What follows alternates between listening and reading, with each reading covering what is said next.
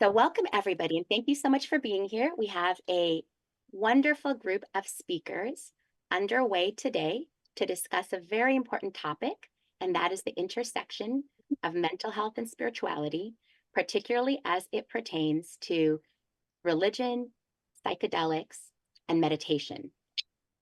We're going to have our speakers speak one at a time to you today to begin, after which we're going to engage in a discussion. Dr. Miller is the founder of the Spirituality Mind Body Institute at Columbia University's Teachers College, which is the first Ivy League graduate program in spirituality and psychology. Dr. Miller is the author of The Spiritual Child, The New Science of Parenting for Health and Lifelong Thriving, and The Awakened Brain, The New Science of Spirituality and Our Quest for an Inspired Life.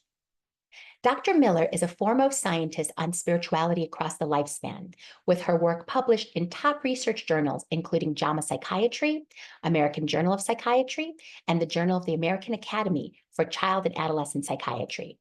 Her innovative research has focused on quantifiable effects of spirituality and health, resilience and thriving, and an overall sacred and joyful life. Her clinical and consultation work focuses on spiritual awareness and spiritual growth for individuals, families, groups, and organizations. As a graduate of Yale, she received her doctorate from the University of Pennsylvania from Dr. Martin Seligman.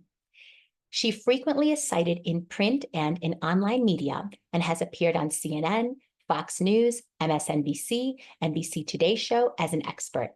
She lives in Connecticut with her husband and 3 children. Thank you, Dr. AnnaYusim. Thank you for bringing us together for the beginning to invite scientists to help shift the conversation around mental health and wellness. We know that for much of the 20th century, science and spirituality didn't much go hand in hand when it came to the public conversation. But we now have 25 years of excellent peer-reviewed science in top journals, and some of the foremost scientists in the world are here right now. It is a total joy to come together with colleagues and friends of many years. What does the science show us, and what do we now know? Well, if I might share with you a PowerPoint. About 15 years ago, we started the Spirituality Mind Body Institute to help to cultivate, along with my colleagues here today, a strong peer review science that grows ever more and has taken on many directions. It's lively, it's creative. As we bring together science into the public discussion, I bring to light a recent statement by the United States Surgeon General, who called forward 4 pillars of health: physical health, mental health, social health, and spiritual health. Spiritual health is now understood by the US Surgeon General as foundational to whole person health and thriving. And this is true as we look at treatment across the spectrum, from treatment to prevention to wellness, all the way to formation. How might this science inform an ever emerging mental health system that becomes really a shared global understanding in our shared civic global culture? Well, first of all, there's tremendous confusion around what is religion and what is spirituality. If you ask a scientist, one direction we might point you to is a twin study. Ken Kendler in 1997, replicated in 99, identified the difference between spirituality and religion with respect to heritability, what's innate, versus what is environmentally formed. And what Kendler found was that our beautiful world faith traditions, our beautiful traditions of our parents and grandparents, whether I'm Hindu, Muslim, Jewish, Catholic, Christian, these are taught, they are transmitted through text and ceremony. Religion is nearly 100% environmentally transmitted. But spirituality, the capacity through which we experience a transcendent reality, the capacity through which we may form a transcendent relationship, this capacity is innate. How much is this innate, and how much does it need to be cultivated? Well, by way of comparison, our temperament, whether we're laid back or front-footed, high-strung, introverted, extroverted, temperament's half innate, half environmentally formed. We can work with our temperament. Spirituality is 1/3 attributed to broad heritability, roughly 1/3 innate, 2/3 environmentally formed, which means that How we are raised and how, as we grow older, we choose to shape our inner and outer life tremendously impacts our birthright, the capacity to perceive and receive transcendent relationship. Any deep human capacity for experience, whether it's craving, anxiety, love, has a home in the brain, which is not to claim biological reductionism, but rather to say there's a neural correlate, perhaps a neuro docking station for transcendent awareness. And in this case, it is here. These are regions represented in red of cortical thickness published in JAMA Psychiatry in 2014 by our team. Cortical thickness in people with sustained spiritual life in this study over 8 years. These are regions of perception, reflection, and orientation, the parietal, precuneus, and occipital. This is what I've come to call your awakened brain. But remember, these people built the muscle. 8 years from time 1 to time 2 was associated with like a thick tree in the forest across the regions of your awakened brain. But in people where we just asked the very same day, hey, do you feel spiritual today? And then looked at their brain, we didn't see this. It is cultivated over time. You have a choice. You have a choice in your own life, and you have a choice with those with whom you work. And when we do cultivate our awakened brain, whether through meditation or prayer, some people might want to jumpstart this experience who are stuck with psilocybin. However, we walk in the door, we are tapping the same capacity for transcendent awareness. So whether I am Hindu, Muslim, Catholic, Jewish, prayer, meditation, we are awakening this capacity that we all have. And when we do, there is nothing in the clinical sciences, over hundreds of peer review articles, these are broadly put references in the awakened brain, as profoundly protective against the current epidemic of the diseases of despair. A standard deviation above as compared to below the mean, and a tendency to say, I turn to my higher power, Jesus, Hashem, Allah, the universe, force, for direction and guidance. It is not a belief, it is a lived perceptual seat of awareness that is cultivated, is more robustly protective than anything else we have. The greatest epidemic of our time for youth, of course, is suicide. Suicide. In a meta-analysis, 2,000 tragically completed suicides and 5,000 matched controls, there was an 82% decreased relative risk of completed suicide when spiritual life is shared. Often depression is a knock at the door. Despair is a knock at the door, because these folks with the red brains who had a strong, thick cortex across the region of the awakened brain did not get there easily. They were 2.5 times more likely to have suffered on their road to awakening that once built was sustained and led to a sustained spiritual response to suffering. Meditation, prayer is not a one-off. Meditation and prayer is not a singular event, nor is spiritual life. And it is very important as we move towards increasing forms of awakening to know the difference between one moment, a gift of a mystical experience that may have occurred endogenously, jump-starting through exogenous agents such as psilocybin, an awakening, versus a sustained, integrated spiritual life. A sustained, integrated spiritual life, so that we don't have to go back and touch the stone again 3 months later and 2 months later. A sustained, integrated spiritual life has 3 legs of the stool. 3 legs of the stool. And in the awakened brain, I share a great deal of science as well as practices through which to build an integrated spiritual life. A practice of return, prayer, meditation. People, the Sangha, Minyan fellowship with whom to journey and build relational spirituality. Those 2 are in AA, handing it over, and radical acceptance. And the 3rd leg of the stool is what might be called ultimate purpose, a roadmap of reality, a spiritual reality, and our place in it. Not, am I going to be a doctor or a lawyer or a teacher, but as a soul on earth, what is my purpose? What an awakened life has is the certainty that we are knowers, organic knowers in multiple ways. We are empiricists and logicians. We are intuitives and mystics, and we are skeptics. When we engage all forms of organic knowing in born epistemologies, we myelinate the tracks, we pave the highways between regions of the brain for a more innovative, creative brain. The greatest gift we can give our clients is when they share a mystical experience, a breakthrough in their prayer or meditation life, or a psilocybin-induced transcendent awareness, to authorize their knowing that that experience is real.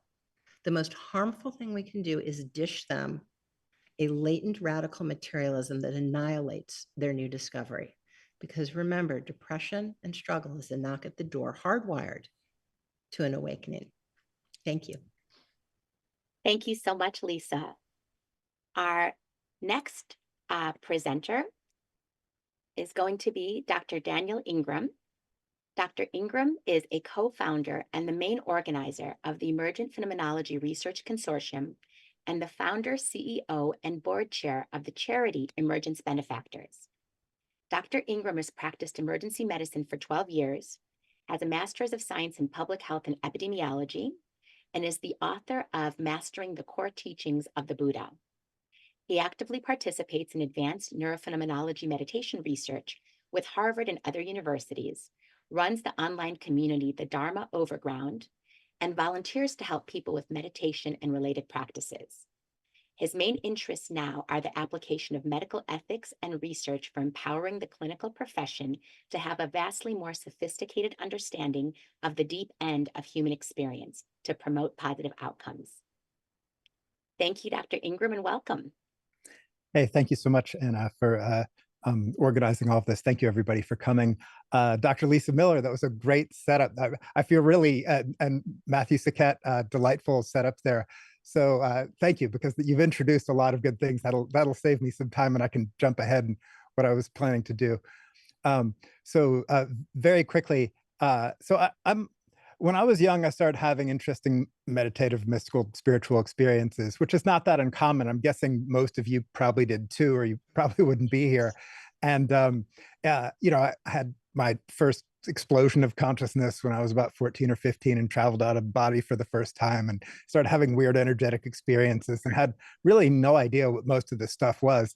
And about 10 years later, I ran into some people who had been in a bunch of intensive meditation retreats and done some psychedelics and were versed in the maps of meditation and various conceptual frameworks. So, and I started going on intensive meditation retreats and was able to weirdly to be able to reproduce with a very precise sort of order and sense of progression a lot of the stuff that seemed kind of randomly to be happening to me as I was a kid.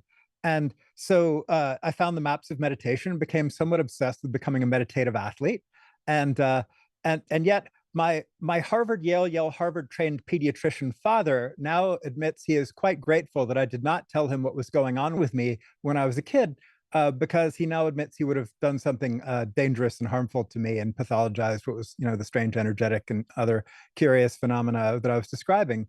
Now, that journey ended up being one of the most profound and useful things I could have ever ended up doing. But then somewhere along the way, I also went to public health school and medical school and emergency medicine school and ended up in healthcare, working in big trauma centers. And that really began this phase of my life being hyper compartmentalized. And the deep end, clinically, what we're trained in medical school with regard to psychiatry and psychology and emergency medicine is not only generally not helpful when it comes to the way it would relate to a lot of these experiences, has already been mentioned by plenty of people, but also could be actively harmful. And obviously, as clinicians, we didn't go into this to be ignorant and harmful, but a lot of people are these days. And so a few years ago, about 5 years ago, I got invited by my friend Dr. Julieta Galante to Cambridge University to start a project where we were trying to figure out how the clinical mainstream could be vastly better at the deep end of human experience, the highs, the lows, the weirds, the plateaus. And I had already learned a whole lot about that over the previous 20 something years, because somewhere in the late 90s, I wrote a book and hung out a shingle and said, if you're having weird meditative, spiritual, et cetera stuff, I'll be happy to talk with you about that. And as part of that, I gained this remarkable friend circle that ended up including people such as Matthew and Anna and plenty of other people. And before we knew it, somewhere along the way, we were forming something called the Emergent Phenomenology Research Consortium and doing research. So a bunch of the research studies that Matthew presented, we've helped on and have had something to do with.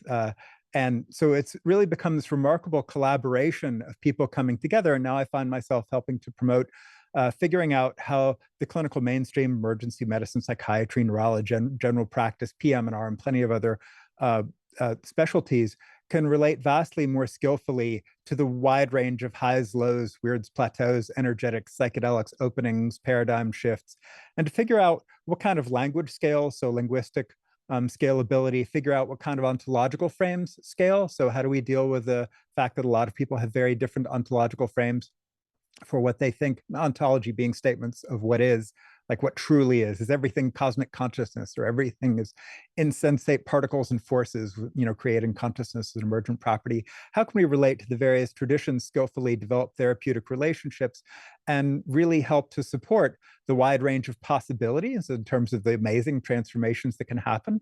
How can we support people in the challenging experiences, and how can we help them better relate to the weird stuff?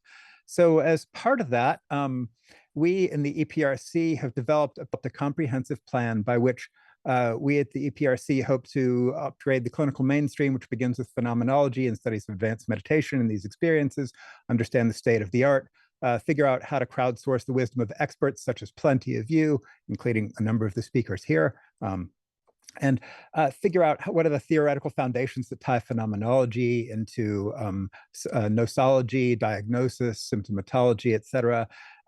What's the underlying physiology? What are the predisposing factors for good or bad outcomes? How do we diagnose the things that are challenging, or even the things that are positive, like pregnancy is a diagnosis, but hopefully it's a very positive thing generally. Same with this stuff. How do we manage the challenging experiences and promote the good? How do we study the epidemiology of that? One of the studies of which we dreamed into existence was one of the ones that Matthew presented. And then how do we integrate these things into mental health, the world of psychedelics, and how do we communicate these things with linguistics and terms that scale well and that cross a lot of cultural boundaries? And we have an appreciative envy of the taxonomic situation with biology and things that scale like mathematical nomenclature. Thank you, Daniel, for that excellent presentation. Thanks. Our next speaker is Rabbi Dr. Jonathan Feldman. Oh, Rabbi Feldman agreed all the way from Israel, where it's almost 2 a.m., to speak on the very important topic of mental health and religion. And Rabbi Feldman is the founder and director of Tribe Tel Aviv, a community of young adults who have moved to Israel from all over the world. After attending Cornell University, he received his rabbinic ordination from Yeshiva University and his PhD in Jewish philosophy and Kabbalah from NYU. He works with young adults, helping them navigate their new country, their lives, and engage with Jewish spirituality. He is passionate about the outdoors and lives overlooking the Judean hills. Thank you, Rabbi Feldman. Thank you, Anna, for having me here. And I'm going to take this in a different direction. I guess I might be the first, call it a clergy person, and not approaching from the more academic approach of mental health. So I'm out in the field and people. And then you just shared your questioning at a younger age and having different experiences. And I also had that experience, questioning what is meaning in life and what is purpose, probably around the age of 12, 13. What happens after we die and leave this world? If there is God, what is that greater awareness that we have? And unfortunately, I was in a setting where I wasn't getting any feedback or any encouragement to pursue those questions, even though it was a Jewish synagogue. And so for 10 years, it was dormant. And then in my early 20s, after going through a period of agnosticism and experiencing life with, which I felt needed to have meaning but didn't, and that black hole kind of always looming in front of me, when I was in Israel, I started to re-engage in Jewish spirituality and wisdom. So the question that comes up in our community with young adults, and which is foremost on most people's minds, is happiness. So I just want to speak for a few minutes about Jewish wisdom and its outlook on happiness and the overlap with mental health, which obviously is very strong, and how spiritual outlook on that can help us. Now, our popular culture is a very materialist one. And our rabbis tell us that a person who has 100 wants 200. And then when we have 200, we want 400. And unfortunately, Madison Avenue and much of popular culture feeds off of that to give us a feeling like if we only had this next, whatever it is, the right job, the right relationship, the right vacation, the right country house, we would get there and then be happy. And then the rabbis tell us that no one dies with even half of their desires fulfilled. So that obviously is not a path to success. And in order to understand happiness, I want to share a definition of the Maharal of Prague, Rabbi Yehuda Lowy of Prague, in the 16th century. And he distinguishes between two types of happiness. One in Hebrew is called sason, or we translate as joy, and simcha, which I would call fulfillment or contentment, a deeper happiness. And once again, our general culture tells us happiness is a state of euphoric joy. And of course, it's difficult to maintain. And so we always feel like we're not there. But if we view happiness as a deeper sense of purpose and fulfillment, then it's something that we can start to approach of how do I get there? So we're going to look at some Jewish texts that inform this and give us some insights into it. So one of the foremost is in a part of the Talmud called the Ethics of the Fathers, which are really life teachings. And it says, who is rich? Or it's the question we all want to know. The person who is happy with what they have. And so you see from here a central focus in Jewish tradition on the gratitude attitude, right? Of focusing on what we have, appreciating it, feeling content with it. And also very interesting in the statement is not who is happy. In Jewish tradition, happiness is really a byproduct of a meaningful life which we are pursuing and a life of gratitude that we are practicing. And as is often the case, when you try and focus on something like happiness and we get too self-absorbed, then it seems to become all the more elusive. And so, and I should point out also that the word Jew, which comes from Yehuda, one of the 12 tribes of Israel, means lahodot, to give recognition and to give thanks. So it's really a fundamental principle. And the practice which I try to maintain is every morning to write a gratitude list, to simply write out 4 or 5 things that I'm grateful for, because otherwise we're always projecting on the future. We can be living in the present, but we have to take satisfaction in our accomplishments and sit with them and be with who we are at that moment. And that's the practice that I use. Now, there's a Talmudic story that there's a farmer who came to the rabbi and said, my wife wants a bigger house. She's not happy. So what do I do? We can't really afford it, but maybe if we stretch. He said, what I want you to do is tomorrow you have a goat. The goat gives you milk. Yeah. Bring the goat into the house. Okay. Well, doesn't make sense, but okay, I'll do it. So he does it, comes back to the rabbi, says, well, she doesn't seem happy. In fact, she seems more unhappy. So you have a chicken, bring the chicken into the house. He does it, it gets worse. And this goes on for a few more things. And then finally, he goes the final time and says, things are really in crisis now.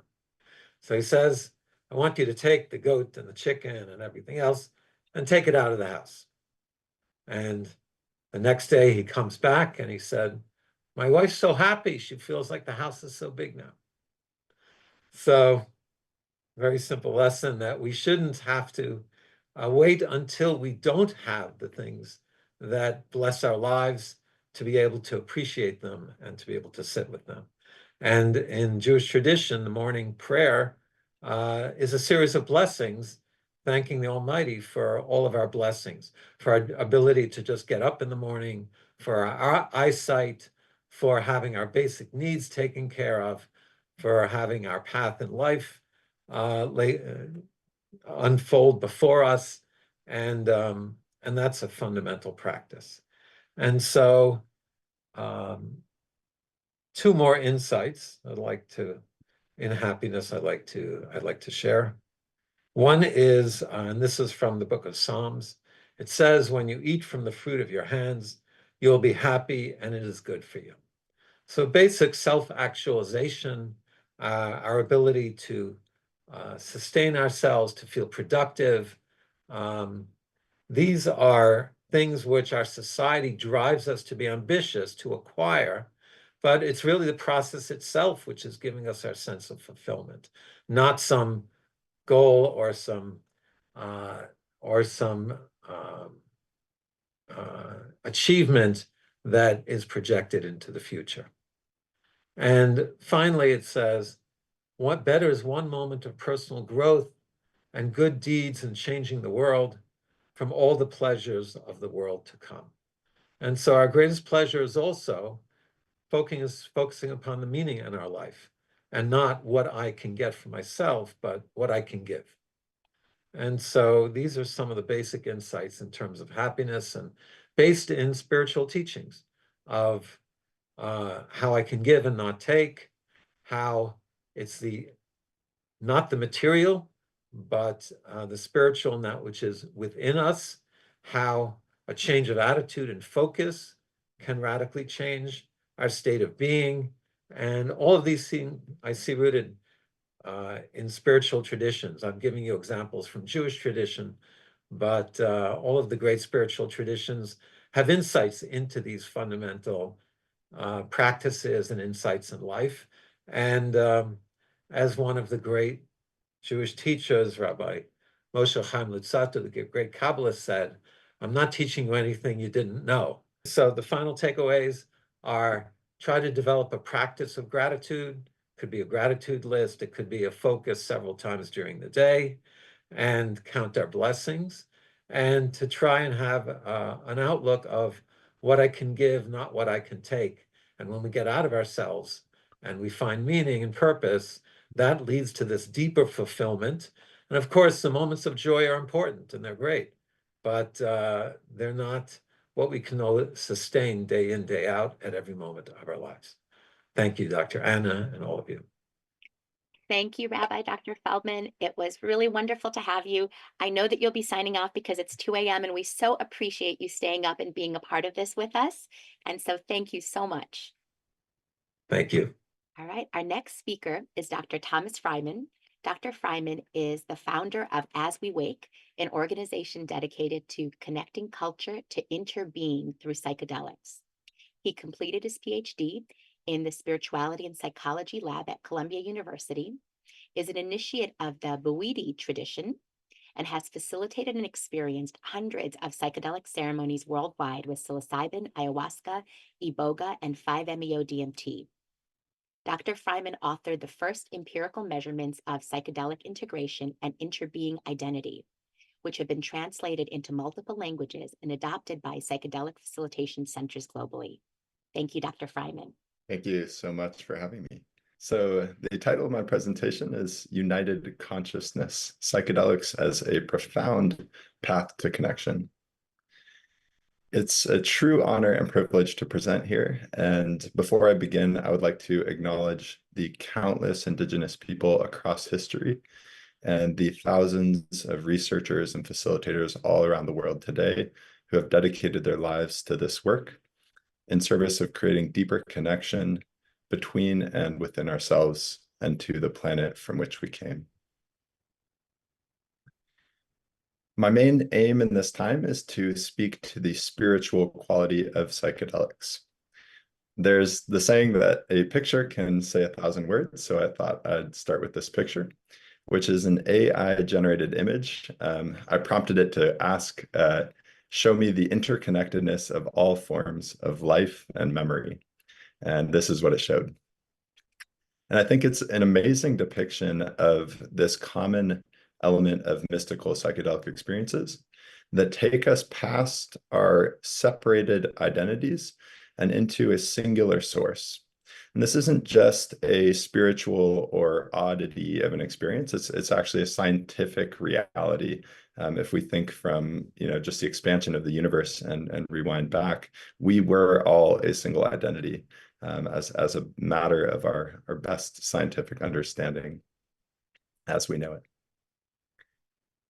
So a little overview of the empirical evidence surrounding psychedelics. There's an incredibly wide range of benefits that psychedelics have been shown to have, spanning depression, anxiety, addiction, improvements in relationships, neurobiological disease reduction, insomnia reduction, and cognitive functioning improvements. And this is really just a sampling of the thousands of articles that are being developed. Which begs the question, how are such wide-ranging benefits possible from these plants? And often the various plants and psychedelics carry many of these benefits. It's not just one psychedelic that has one benefit. They have such a wide range of benefits. And I believe it has to do with elements of connection. So connection happens at different levels. In today's society, it's very easy to engage with the level of connection that is being noticed. So likes on Instagram or swipes or thumbs up. But there's a sort of superficiality and a lack of deep reward in that level of connection. Beyond that, there's a more rewarding connection, which is the personal or emotional connection that we see when we interact with people and friends and family.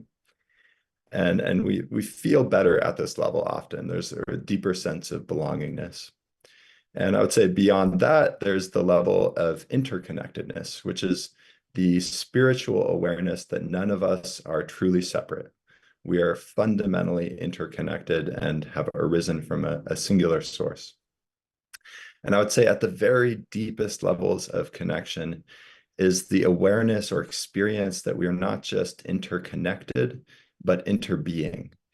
So this is the sense that what I am, what my fundamental personal identity is, actually exists as all people.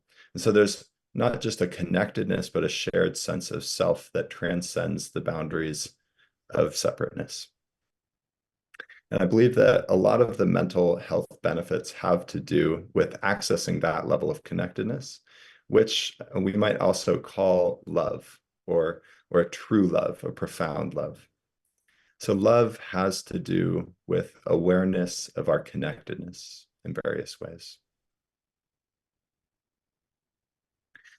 And I would say that failures of love can be very dangerous, that genocide, abuse, terrorism, these are all radical failures of love. And when we think about nations going to war, we think about atrocities of the factory farm industries. We think about all of the conflicts that cause immense suffering. These are really at some level a failure of feeling connected, being connected, noticing how truly connected we are. And so I believe that psychedelics have an important role to play, not just in our own personal well-being, but in the protection of our planet and the protection of our species. And they can do this by creating awareness of connectedness at the deepest imaginable levels and sometimes the deepest unimaginable levels. We really can't, like was alluded to earlier, when we have one frame of ontology, can't sometimes imagine what another frame of ontology even entails before experiencing it. They take us to this place that is depicted in this sort of comical but profoundly true meme. It says, here is an old picture of me, right? And we can look at this and say, oh, that's a good joke, right? Like that was me, the Big Bang, the origin, that little tiny thing that was smaller than an atom. That actually is an old picture of me and you and everyone else out there. And when psychedelics take us to that place, we can see this, again, this common shared unity and see that we are that right now. We are that force that transcends all of our unique identity. And that sort of begs the question of how do we reconcile our uniqueness and the fact that we know that we are in our own bodies having our own experiences right now with the universal oneness. And I would put out maybe a possible hypothesis that the nature of identity progressing in time is actually quite analogous to perhaps a higher identity that progresses across space. So me as Thomas, my name, my identity, I feel that I keep on leaving one moment to become the next, or I shift from one moment of time to the next moment of time. And I have to shift to the new one in order to allow, or I have to allow the previous moment to die or pass in order to become my new identity. And I think we could perhaps think of a overarching identity as shifting or being in superposition as each one of ourselves. And it creates this interesting sort of similarity between the nature of space and time, both carrying moments of uniqueness that sort of makes us think of the connectedness of space-time. Space-time as a single fabric. This goes back to the philosophy that Alan Watts put so eloquently. What he said is, what you are basically, deep, deep down, far, far in, is simply the fabric and structure of existence itself. As the ocean waves, the universe peoples. Each one of us is an expression of this totality of life, coalescing or individuating into a particular experience.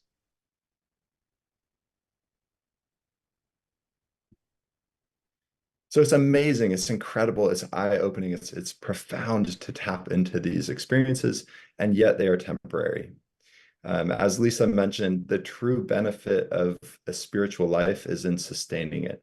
And it's so critical to take these temporary experiences and wisely integrate them, and have structures, religion, friends, different types of social structures that can support our psychedelic experiences so that they might translate into actually embodying the oneness, embodying the golden rule, that sense that we are best when we treat other people as ourselves. And really, that is the core of all religions, this golden rule. And I believe that psychedelics give us a glance into that at an ontological level. I'm not just treating other people well because I want to be well, and I'm thinking about my own karma. Oh, I want to be well, so I'll treat other people well. I'm actually treating other people well because in some fundamental sense, I am them. There's an aspect of my greater identity which supersedes me and precedes me that also exists as other people. So in sum, we can think of this progression of psychedelics introducing vast connectedness, profound connectedness, which, when well integrated, can lead to personal wellness and safety. I like to share a few experiences that I've witnessed, and these experiences have been incredibly profound. I've worked with Navy SEAL veterans and many other populations over the past 5 years, and the rate of healing that I witness in the work is absolutely incredible. I often will have a group of 6 Navy SEAL veterans, of which 3 or 4 might have been recently suicidal. We had one group in which maybe 5 of the 6 guys had been extremely suicidal in the past week. And coming out on the other end, there's an immense transformation, which sometimes doesn't sustain, but it sometimes and often does when there's the right support. So just to share one particular experience, we had a guy who came through for an Iboga experience, and Iboga showed him a vision of him and his wife. And in between the two of them, there was a window. And on the window, he kept on putting up his accolades because he wanted to be seen. He wanted his wife's love. And so he would put up his medals and his accolades, and they began to cloud out the vision of his wife, so that eventually the entire view between him and his wife was obscured. And this had such a deep emotional impact on him. He was able to come back to his wife after the experience and really relate to her in a new way, seeing that this superficial level of identity was not true love. And Iboga showed him at a deeper level where true love can exist and how to access it. And another experience that I love and I'll never forget, there was this super big, gruff guy. He was originally from Russia. And following the Iboga experience, he told me in a group integration session, he said, "My children used to be afraid of me. They used to run from me when I was present. Now I am daddy for the first time to them." So it's incredible to witness these transformations, life-saving transformations, relationship-saving transformations, and transformations really that invite us into a potential of seeing the world and relating to it in a radically different and more connected way. So I just want to say thank you all for listening. And again, thank you to all of the people who dedicate so much time and take incredible risk and really do this in service of our planet and the potential to connect with nature and each other and a higher world, the better world that our hearts know is possible. Thank you. Thank you so much, Thomas, for sharing your very important and moving work with us. We are so grateful and appreciative and look forward to discussing with you more. Our next speaker is Dr. Jeffrey Guss. Dr. Guss is a psychiatrist, psychoanalyst, and teacher with an interest in the integration of psychoanalytic therapy and psychedelic therapy. He's on the faculty of the NYU postdoctoral program in psychotherapy and psychoanalysis and is a clinical assistant professor of psychiatry at the NYU School of Medicine. Dr. Guss was the co-principal investigator and director of psychedelic training for the NYU study on psilocybin-assisted psychotherapy in the treatment of cancer-related anxiety, and he's a study therapist with numerous clinical trials of psychedelic therapy. In the most recent issue of Psychedelic Dialogues, he published a psychoanalytic perspective on psychedelic research. He maintains a private practice of analytic psychotherapy and ketamine-assisted psychotherapy in New York City. Thank you, Dr. Guss. Thank you so much for that introduction. I do want to change one word. The paper that I wrote is called A Psychoanalytic Perspective on Psychedelic Experience, not on psychedelic research. And that's pretty much what I have to say. I'm so impressed and amazed at the complicated and beautifully structured research presentations people are giving. But I told earlier today, I used to be a researcher, and now I'm more of an educator and a supervisor and a therapist. So I'd like to say one thing about psychedelics as medicines for human suffering. Right now, psychedelics are seen as third or fourth choices for the most difficult to treat conditions when everything else has failed. But I think that this is really going to turn around.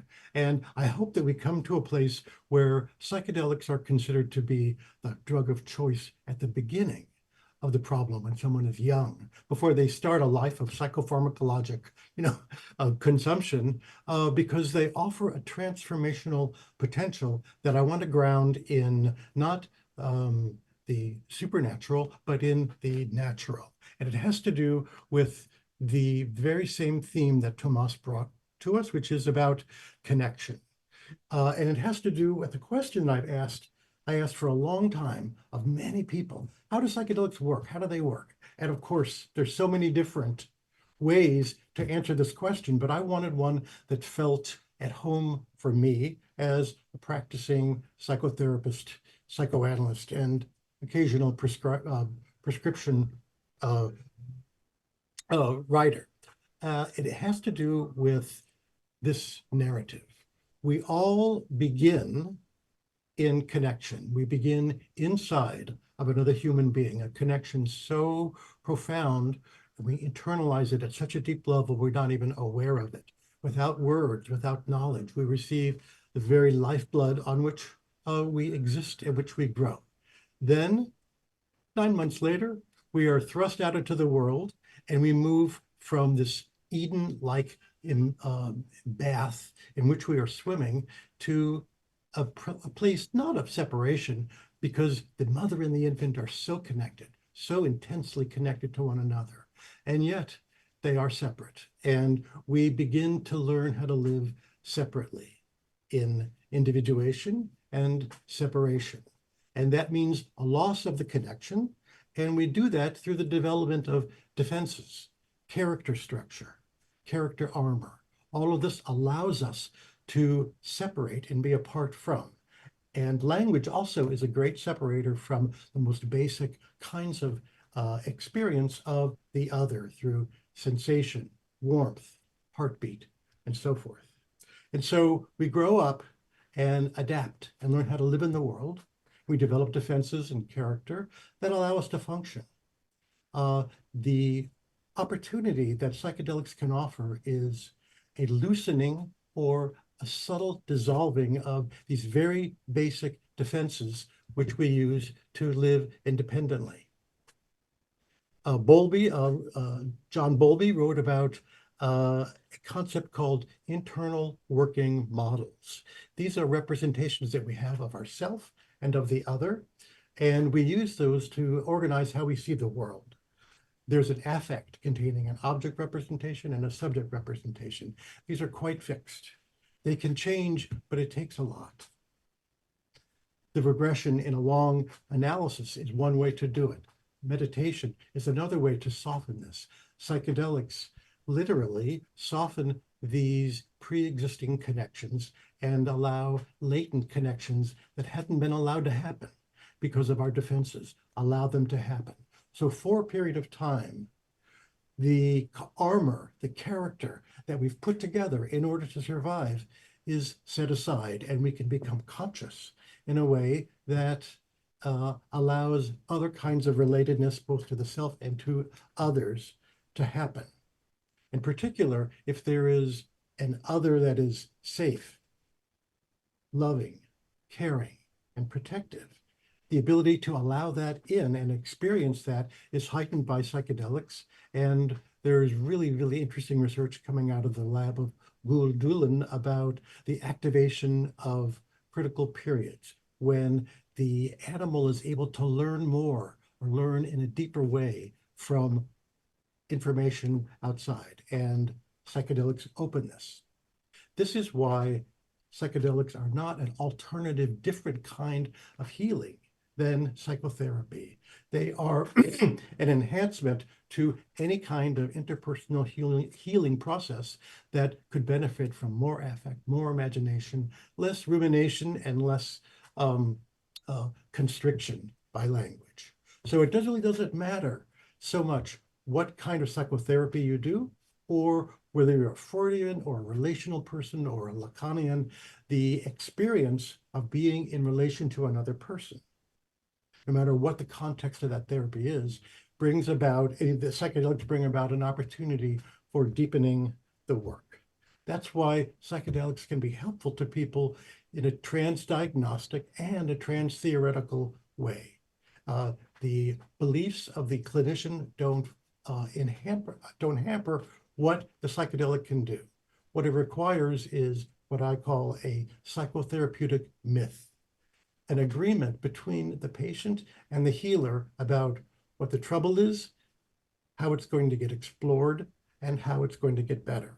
And the psychedelic mind is one which has certain kinds of windows of opportunity for a greater depth of change that can happen. This is such a useful idea in terms of understanding not that we change because we've been in the mystical state for an hour or two, as if we were in some kind of like radiation box that something was happening to us. It's because of these things that separate us, our defenses and our sense of independence. These go away and connection happens. And connection is the core of Eros. The primary meaning of Eros is not about sexuality, but it is about connection and the lush and sometimes even overwhelming qualities of consciousness that can come from connection. So I'm going to close here and say how much I hope that over the next decades, more and more research and scholarship and supervision goes on to help people learn how to bring psychedelic consciousness into all different kinds of therapy, whether you're a psychedelic practitioner or not. Thank you. Wonderful. Thank you so much, Dr. Gus, for your wise words, and I look forward to discussing this with you as well. Thank you. And our last speaker is Dr. Chris Pittenger. Dr. Pittenger is the Elizabeth Mears and House Jameson Professor of Psychiatry at Yale. He is the Deputy Chair for Translational Research in Psychiatry, the Director of the Yale Program for Psychedelic Science, and the Director of the Yale Center for Brain and Mind Health at the Yale School of Medicine. He also directs the Clinical Neuroscience Research Unit the Yale OCD Research Unit, and the Neuroscience Research Training Program in the Yale Department of Psychiatry. Dr. Pittenger earned his MD and PhD degrees from Columbia University, where his graduate work was done with Nobel Prize recipient Eric Kandel. Dr. Pittenger has always been fascinated by the question of how the brain, a complex but ultimately physical structure, creates thought, feelings, consciousness, and other aspects of the mind. As a psychiatrist, he's additionally focused on how these processes go wrong, how brain dysregulation leads to dysregulated cognition, emotion, and behavior, and to mental suffering, and how advancing our understanding of these relationships can guide us to new strategies to alleviate that very suffering. Much of his work has focused on OCD, but more recently, he co-founded the Yale Program for Psychedelic Science, focused on understanding how substances like psilocybin and LSD can teach us about the brain and behavior and may lead to new treatments for a range of neuropsychiatric pathology. Thank you, Dr. Pittenger. Thank you, Anna. It's a pleasure to be here today. It's a little intimidating to be speaking at the end of this wonderful panel, and I will be brief. Several of the speakers before me have talked about some of their, what brought them to this space. I have a confession to make, which is that I'm not a very spiritual person. In my heart, I'm a scientist. And I'm frustrated by the fact that that is taken by our culture, and perhaps by some on this call, as mutually exclusive with taking spiritual experiences and the richness of the phenomenology that the speakers before me have so eloquently described seriously. And so I want to take just a minute or two here at the end, and then I do want us to have time for questions and discussion. But I want us to focus on that fact. And then, where did it come from? And then sound a little bit of a note of optimism at the end, which I think this panel beautifully justifies and represents. But for myself, as Anna said in that lovely introduction, I'm interested in understanding how things work, but I don't want to simplify the things and destroy their beauty and their complexity and their wonder in the act of trying to explain. People ask me sometimes if I'm a person of faith. I'm not, but I am a person of wonder. The world we live in, the experiences we have are extraordinary. And if your efforts at explaining them simplify or destroy them so that you can make them tractable with the conceptual apparatus at hand, well, then you're not doing your job. This is my view as a scientist. How did we get here? Well, I'm not a great intellectual historian, but looking back, David mentioned the philosopher Husserl, who was early in the German school of phenomenology. But science has become deeply rooted in the British empiricist tradition, where it's all about what can you measure, what can you control, what can you model mathematically. And I think that was essential in the 19th and 20th centuries for science to begin, make some of the progress that it did. But I think that it also did damage to exactly what I was saying before. It imposed simplifying assumptions on the universe in the interests of understanding it. And that was fine for understanding pulleys and levers and rocket ships. But ultimately, it begins to get in our way. And that same intellectual move, that simplifying for the purpose of explanation, was repeated multiple times going forward. So the behaviorists very explicitly said, we don't want to talk about what's going on in the head. We just want to talk about what we can see and measure. And I think that was an important moment in the history of psychology and allowed us to move forward. But that simplifying assumption needs to be time limited. The logical positivist school of trying to define what truth is was the most limiting of all, perhaps. And then I think in the late decades of the 20th century, for somewhat different reasons, the same thing happened in psychiatry, because psychiatry had a rich phenomenological tradition coming out of German-speaking countries, Freud and then moving into into Britain and England. So there was a rich phenomenological tradition in the various psychodynamic schools, but there was a battle within psychiatry in the 70s and 80s between the inheritors of those schools and the new biologically grounded psychopharmacological perspective on how to treat mental illness. And again, I do think that this was an important historical phase that the field had to go through, because with all respect to the extraordinarily rich and eloquent words that came in from Dr. Gus, I don't think that the psychodynamic perspective can be scientific in the way of the 19th and 20th century. And so to bring psychiatry into, alignment with the rest of medicine, which I do think was necessary, I think this is a phase we had to go through. So these multiple historical things, and again, I don't claim to be a great intellectual historian, but I think that this has been reinforced for 200 years that we need to simplify in order to understand. And what we're seeing in this moment is the breakdown of that in this domain, in the integration of a phenomenological perspective back into the mainstream of psychiatry, and integration into neuroscience.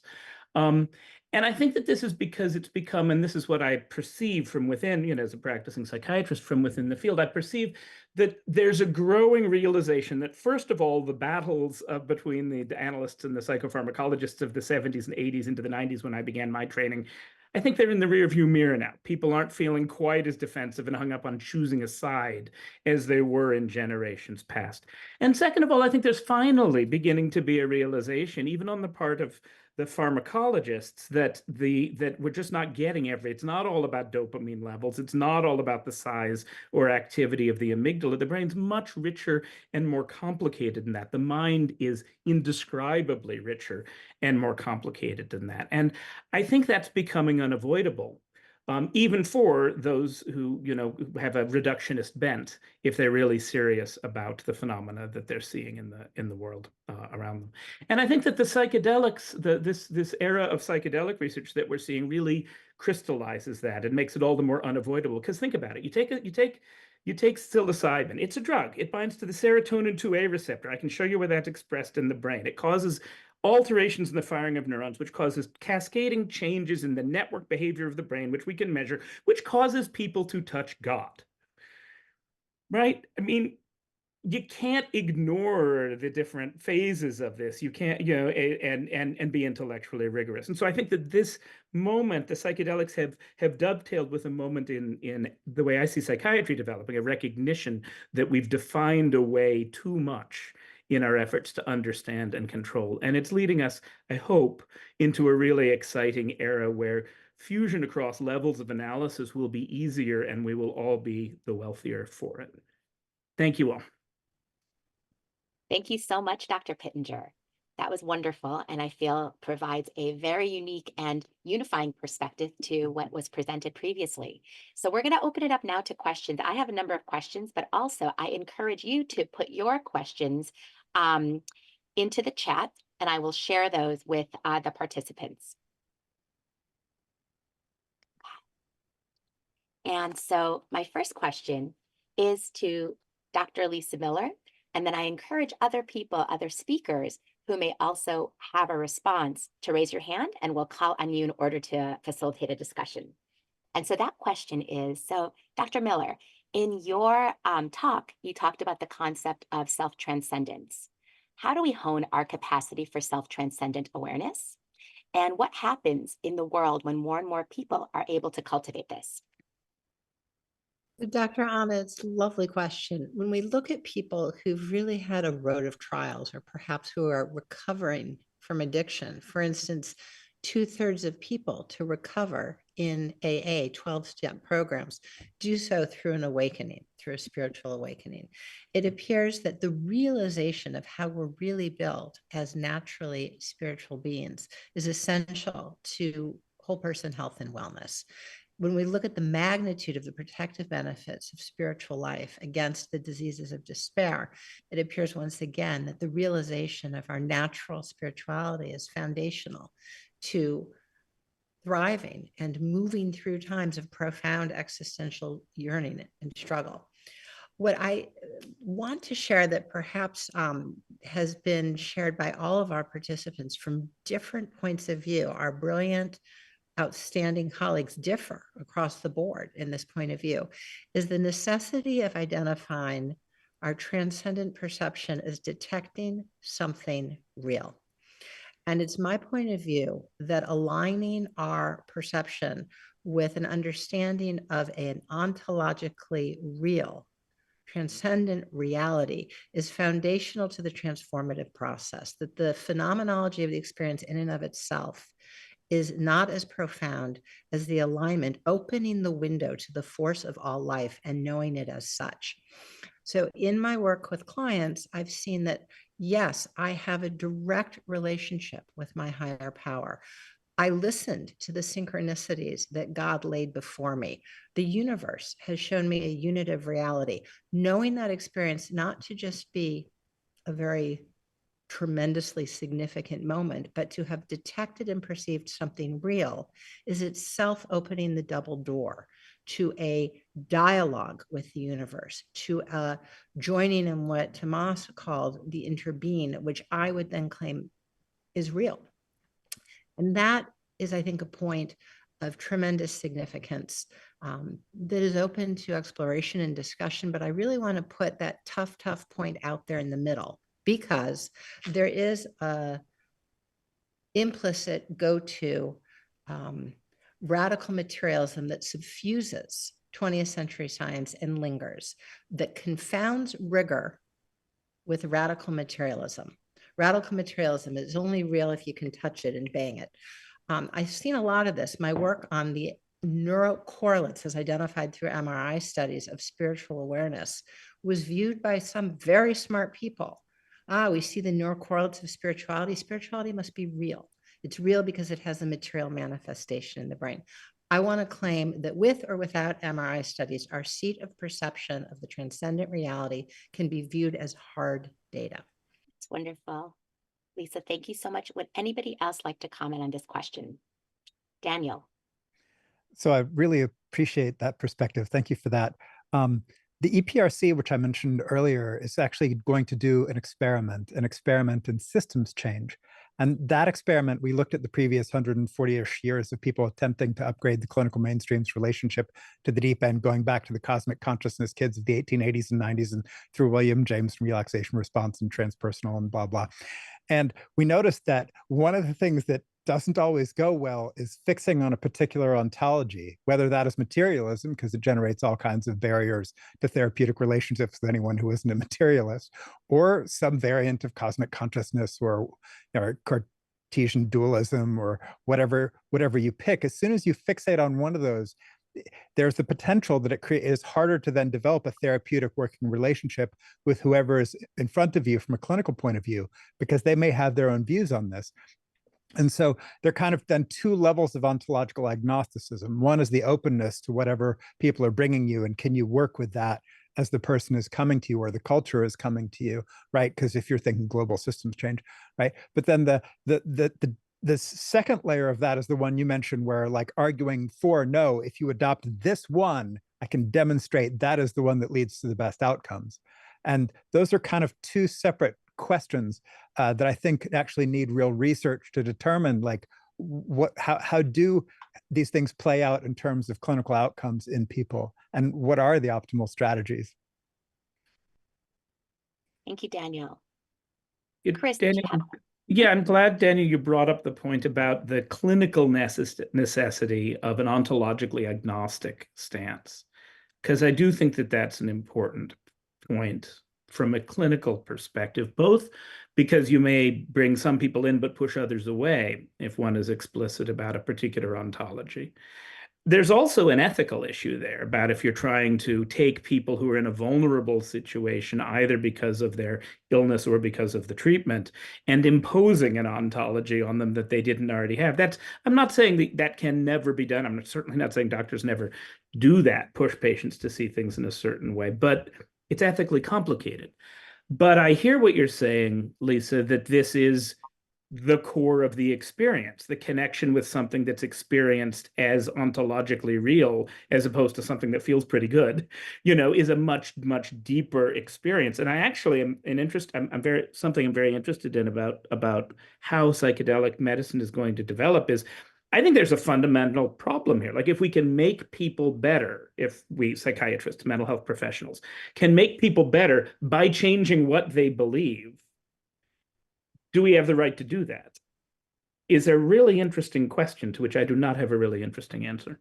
It seems to me that if we track with the client, a client-centered view of their ontological experience, we're not imputing our religion, our metaphysical perspective, but we're allowing them to truly change their view of the nature of reality through their own telos. And that feels to me foundational, whether through prayer, whether through a visitation or mystical experience, whether through the culmination, I thought, as Matthew said beautifully, of stages of meditation. That is not a therapist-centered imputation. That's a client-centered revelation. I like that. And maybe the core therapist skill is the ability to engage a variety of client ontologies. Here. Jeff. I'd like to make a comment about beliefs, if we think about them in not quite such a profound way as a worldview. Beliefs that people are good or bad, that people can be safe, that the world can be a safe place. These are shifts that aren't either or, they happen subtly, but they are deeply held beliefs that can change without an ontological transformation. They're relational shifts and changes. Thank you all. I'd like to pose another question to you that also is reflected in the chat.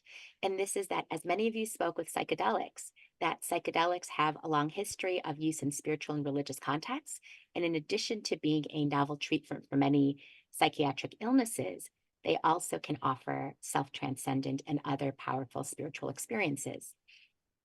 Do you believe that psychedelics should have the safe and efficacious use possibility for not just the treatment of pathology, but also for the optimization of well-being, or what some would call expansion of consciousness or spiritual elevation? What are your thoughts on this?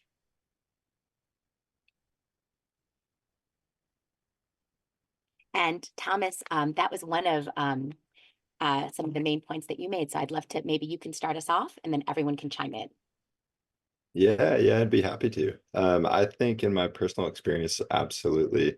I mean, there's a history of psychedelic use that has prompted a lot of creativity, from the space shot of the Earth that was kind of like gave us this new perspective on seeing Earth as a singular sort of collective that was prompted by a psychedelic experience. I think there's AA's model was prompted by a psychedelic experience and the addiction healing from there. But so I think the potential for creativity is huge, and it's a lot harder to get people to buy on to that use of psychedelics given the legal status right now.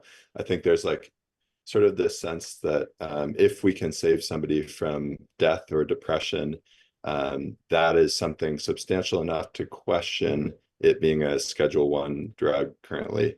But we can't as easily say we should challenge that because it might give us some novel ideas. Though I think those novel ideas can be incredibly important when sourced from an awareness of we are all one, we are this holistic being. So I think it's an absolutely amazing field to explore in so many lenses, from politics, like what happens when we take world leaders. There's a fascinating AI simulation of Trump taking ayahuasca, which is amazing to watch if you haven't seen it. And I've watched it like 30 times because it just warms my heart so much. And in that process, you see there's a sense of compassion that no matter if we're at the peak of our performance or where we are, there's always a potential to tap into a deeper sense of connectedness and love. And I think in creative fields, in therapy, in healing modalities across the board, that awareness will benefit us, and that the wise integration of those experiences is of utmost importance as well.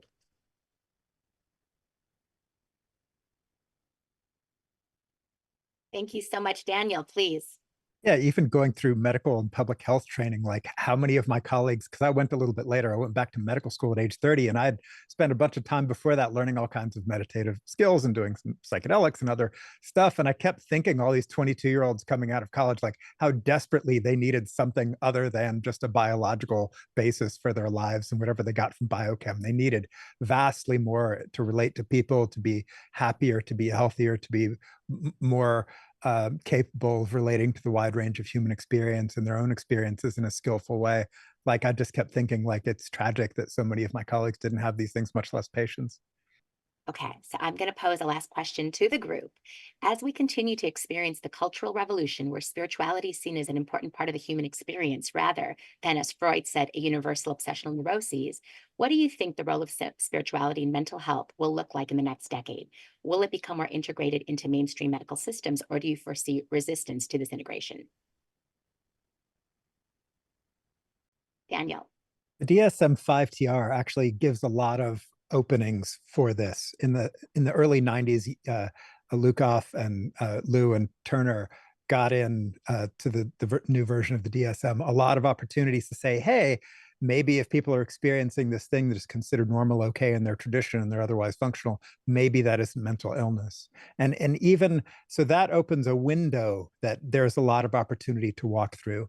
But even more than that, obviously in the zeitgeist, meditation and psychedelics and a lot of other practices, hot yoga, whatever, are coming, prayer, centering prayer and intensive prayer and retreats are coming into the mainstream. The clinical world is going to have to change and adapt to this, because what's currently in the textbooks and in professional training and diagnostic options and management strategies is just god awful. Like it's nowhere near like a doctoral level understanding of these things. And there are people out there who have vastly more sophisticated, more integrated, more helpful understandings than you would be taught at a doctoral level of training. That's a problem. So I think there will have to be adaptation. Thank you, Daniel. I agree with Daniel's optimistic stance, but I will say to the second half of your question, you said, will there be resistance? Yes, there will be resistance. It's going to be complicated. And I think the nub of the complication is going back to the question that my conversation with Lisa at the beginning is, what's the relationship between, there's nothing scientifically or clinically problematic about appreciating complicated phenomenology. It's hard, but there's nothing, but when that phenomenology in the patient's experience is directly tied to ontological claims that may or may not tie to a religion, then it's our clinical structures aren't well equipped to manage that. So that I think is the nub of the thing that we're going to have to figure out how to navigate and how to teach people how to navigate in order to get rid of some of the obstacles to the kind of integration that you're envisioning. Lovely, Chris. And I think we live at a time of extraordinary opportunity, that society is awakening and there's hunger. People are looking to come to their therapist and have a foundationally spiritual inquiry into their suffering. And we have, all hands on deck. Look at this team and others joining us. Thank you. Yeah, I just wanted to add that in my personal experience working in the hospital, I think if spirituality was brought into this setting, there would be incredible. And as more people become attuned to the benefits of spirituality, I think there's a greater awareness of how our environment impacts us. Part of that sense of connection is noticing, wow, when our ICU mental hospitals, treatment centers for schizophrenic people have just a TV and white walls, like that is totally unacceptable. And if you took a psychedelic and went into that setting, in a moment, you would see this is an absolutely horrible context for mental health treatment. So I think as more people are having spiritual experiences and as it expands in popular culture, I think there's going to be a sensitivity to the environment and the way that our environment impacts us. And I think we can gain that from a lot of levels. And I personally look forward to that reality coming about more so. Thank you so much, everybody. Thank you to our distinguished panelists for your wonderful insight. And I very much hope that this is going to be the first of many meetings where we can come together and have a discourse like this on these really important topics. Thank you all very much. And thank you also to the participants who, I'm sorry that we couldn't get to everybody's questions. There were so many excellent questions in the chat, which I'm sure everybody saw. I'm sorry we couldn't get to all of them, but hopefully you were provided with a lot of food for thought about what the future of mental health care as it pertains to spirituality will look like. So thank you, everybody, and wishing you a beautiful evening.